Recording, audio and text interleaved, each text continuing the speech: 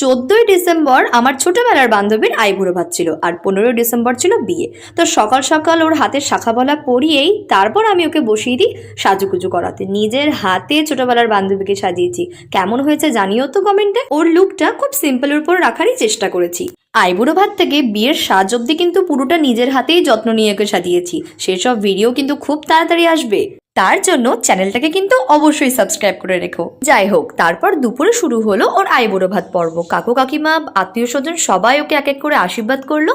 তারপর আমরা দুই বান্ধবী মিলে ওকে একটু খাইয়ে দিয়েছিলাম আর সাথে প্রচুর ছবি তুলেছি।